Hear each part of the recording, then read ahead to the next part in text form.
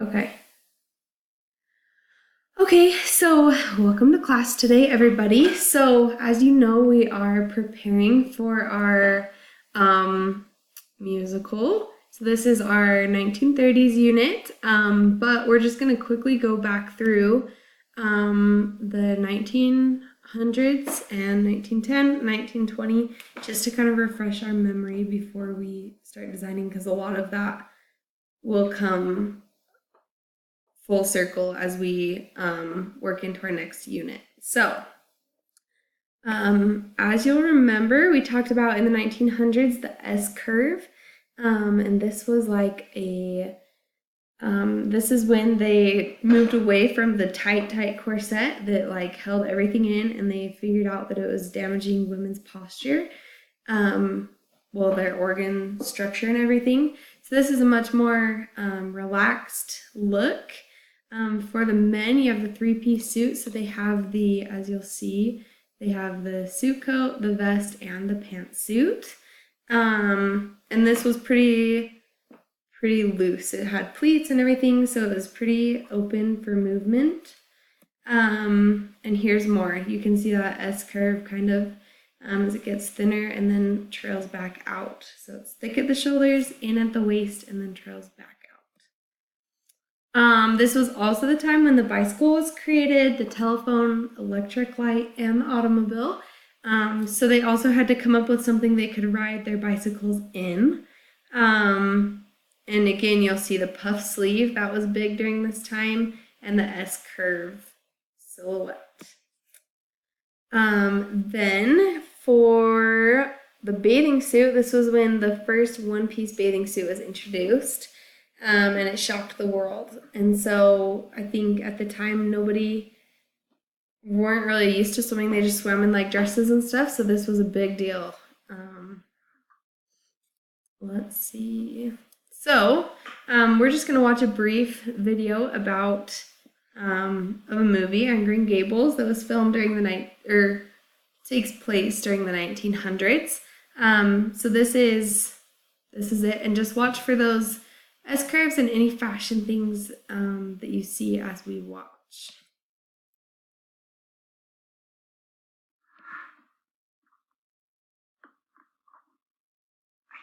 Dress.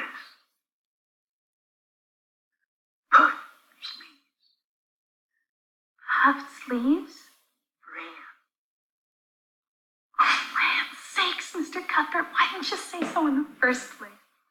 You just come with me to the window.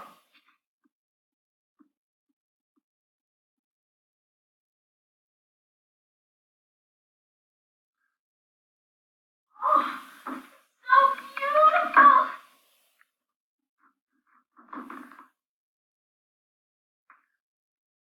Brown sugar indeed. I knew Matthew was up to some foolishness. Marilla, look at the puffs. They're ridiculous. You'll have to turn sideways to get through the doors. Can't be real. I hope you're satisfied, young lady. I don't want you strutting around here vain as a peacock, so now you go upstairs and take that off. I have to thank Matthew. 20 pounds of brown sugar. Okay, so can anyone tell me something they saw or something they noticed about the fashion? Amy. How, like, I don't know if it was her mom in the video, or like she was supposed to help her through the things were, but like those style. Yeah. So, I don't know. Yeah, it kind of shows the new. I think we still to this day see how fashion changes, and so kind of the old timers are like, you really are gonna wear that, and yet for the newest modern things, it's like the exciting new trend, and that's a lot of our culture, I think, which we'll be talking about as we plan for our musical coming up. So great comment. Okay, let's move into in 1910. Oh, it's gonna make me finish this video. Okay, so 1910, this is when the automobile started coming, And so, and started becoming more popular. And the men and women both wore these dust coats, they called them, which were kind of a looser coat, as you can see in the picture, that hung over their clothes, and it would just protect from all this dirt they would pick up from the dirt roads at the time. So that was kind of a big cultural influence of fashion. And this is also the time period when World War I came about. So as you can imagine, a lot of the fashion was patriotic, and it had to be much more humble because they were sending so much money into the war. So at this time, the women's dresses, as you can see, we still have a slight reflection of the S curve, but as you'll see, it's coming up. The hemline is coming up above the ankles, and it's much, much looser again, kind of more casual, and you can see that as an effect of the war. During this time, though, is when the women's movement happened. So the more wealthy had this kind of this bobbed look that was more slim-fitted, kind of fancy. And this is towards the end of the war, as you can see, 1919.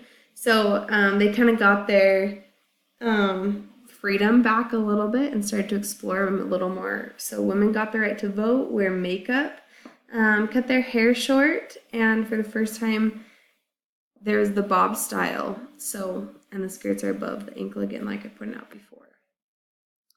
Then we have a French designer, Paul Poiret, designed this dress, and it would come in super, super tight at the ankle, so they could barely even walk. And it was kind of a big deal. And so the Congress all got upset. So he just decided to cut a slit in it up to the knee. But as you know, it was like wrong to show your ankles. That was a big deal. And so all the way up to the knee was like horrible. So he got a lot of fight back for that.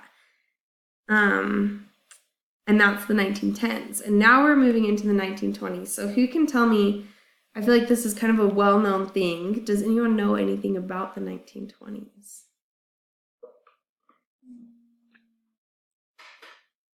I don't know. Not much? Okay, well, we're going to talk about it. So, as you can see, this is kind of the first shift, and this is kind of the formal gown. But it's just a long kind of formal dress, and it was the long fashion silhouette. So they did straight and just tubular, no curves, no S curve. They're just moving into the kind of that free spirit, moving away from the war. Then this is when you get the flapper dress. As you can see, the skirt moved all the way up to the knees. And this is kind of the roaring 20s as we talk about them. So this was when people were just partying. There's a lot of money. You can imagine the movie Great Gatsby. That's a great reflection of this time period. For men, they wore the Oxford, which were, and then extremely wide trousers, which were up to like 25 inches at the knee and cuffed at the bottom. So kind of just like baggy, you can see here and here, they just have that wide, everything's loose. So this was kind of when, so there was kind of this party time period, and then the Great Depression happened in 1929, which kind of slowed everything back down. And then we'll move into the 1930s, which is where we have to pay special attention as we prepare to plan for our musical presentation. So the movies that represent this, just to tie into your memory, are The Great Gatsby, Singing in the Rain, or Thoroughly Modern Millie, if you've seen any of those. Okay, so now the 1930s, this is the Depression era. So it brought about the classic suits and dresses, things that would last a long time. They built it high quality because people didn't have a lot, and so they just wanted things that would last. The shirt waist dress was a big one, and I think we have a picture of that later on. So hand-me-downs became big, which are still around today. because people didn't have a lot of money. And everything was like recycled. So they used flap sacks to keep their makeup in it and everything like that. The hemlines went back down, kind of a more conservative look. And fashion just kind of took a lull because people didn't have the time or money to pay much attention to it. However, it was during this kind of towards the end when the Depression was kind of coming out of it that the bias cut gowns were popular. So they'd cut it on the bias, which makes more of a drapey, formal look for special wear.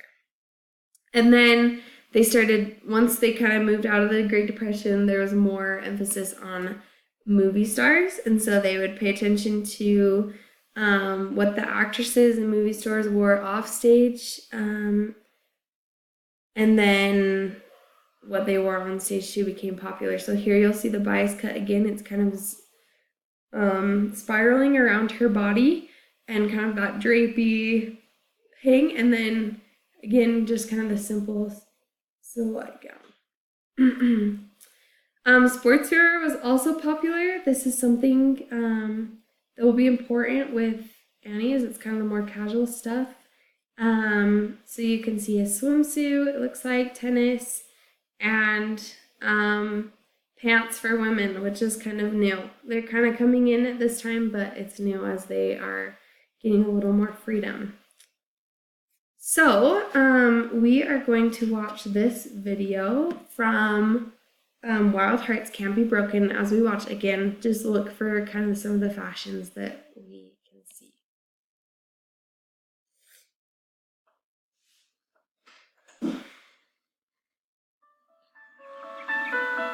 What's your secret wish? What did you always want to be?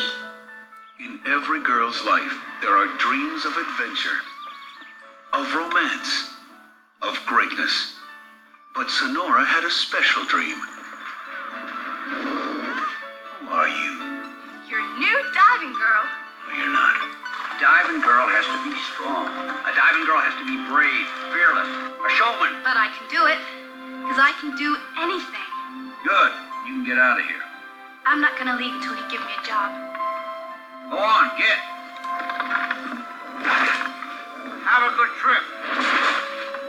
She was ready to face the challenge, but not alone. There's the tower. The horses ever get hurt? Nope. This is right. Okay, so as you watch that, I hope you noticed, like, there's, when she's on the swing, she's in kind of one of those more formal gowns that drops all the way to the hemline drops all the way to the ground. But then it's also kind of the time of women's are kind of coming back, and so they have the little short hats, like you can see where I paused it, and then kind of the simple, just kind of casual dresses.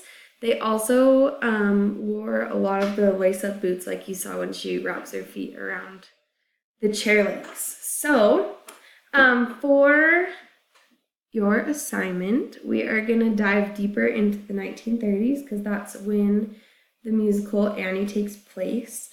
So you guys can choose if you want to get together in groups or do the assignment on your own. However, if you need to do it on your own, then come and talk to me and I'll help you kind of go through articles that would be a good fit for you. If you're working in a group, make sure you're staying on task. If you finish in class, you'll have no homework. So you're looking for an article that talks about a cultural reference during this time period, and then you're gonna, as a group, you're gonna analyze how that might have impacted fashion during the time. These are things like the Great Depression, how it kind of changed what they wore. So anything like that would be, they didn't have money for the fancy gowns they wore and the sparkles and the fun in the 20s or anything like that. So I will allow you time to find your groups and then we'll just go ahead and get started.